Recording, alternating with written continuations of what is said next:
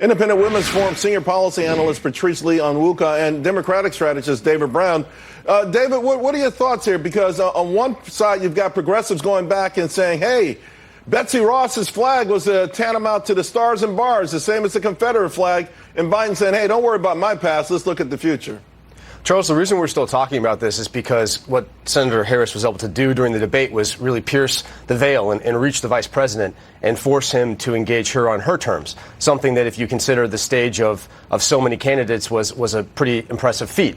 And so now the VP is in a position where he's still having to play defense to Senator Harris's offense. And that's obviously to her benefit as someone who is now vaulted to second place in the recent Suffolk poll in Iowa. And so I think for the vice president, what he has to do now is really be able to turn the page and offer a prospective look, a vision for the future. That's not something we heard from him really in the debate. Kamala Harris able to really use the discussion about busing as a proxy for whether or not the vice president is out of touch with the party where it is today. So I think this is going to obviously play out over a number of weeks and months. We are a very long way away from the Iowa caucus. And as you saw from the VP's fundraising numbers, they're strong, second only to Pete Buttigieg. Senator Harris is still trailing him significantly there. But yeah, it was a good win for her in terms of the debate. But now let's see how she converts that into actual momentum heading into Iowa, New Hampshire, et cetera. You know, one of the issues, though, one of the problems, I think, Patrice, for Joe Biden specifically, is that he talks about race all the time.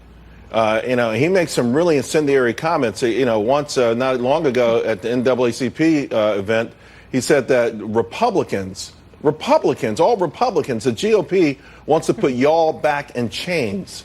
He blames Donald Trump for almost every racist incident that's happened in this country, even before Trump was president.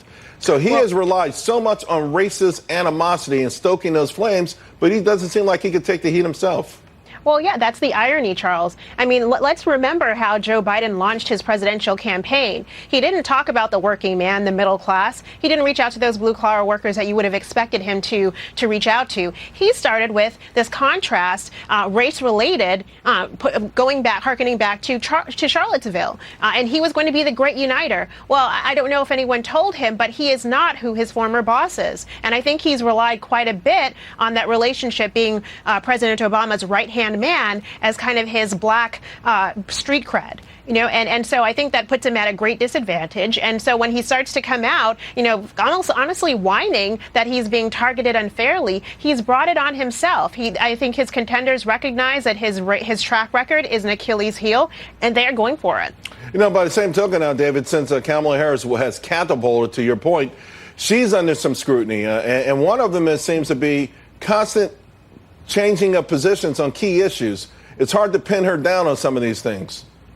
Well, let me stipulate that I don't have a candidate in this race yet, so I just want a Democrat to beat the president. So this is a tough spot for me here. But look, you're raising an interesting point, and I'll even take a step further here. I think one of the critiques of Senator Harris's campaign to date has been that she hasn't really found her voice in the same way that perhaps Senator Warren has. When you listen to Senator Warren talk about her policy positions, she's rooting them in the experience of her life. And so it's an incredibly authentic and compelling way in which she's presenting ideas. What I think Senator Harris did so effectively during the debate when she did talk about busing, and she referred to herself as that little girl on the bus, she was able to really bring that into a context where people listening were moved because it was her personal experience. And so whether or not she's evolving positions, and by the way, I think every candidate running for president evolves positions, I think what you saw there, why it was so effective, is because she was able to really situate that moment in her personal experience. Well, but the problem with Senator Harris is that she doesn't just evolve on her decisions. It's that you can't peg her down. And I think she says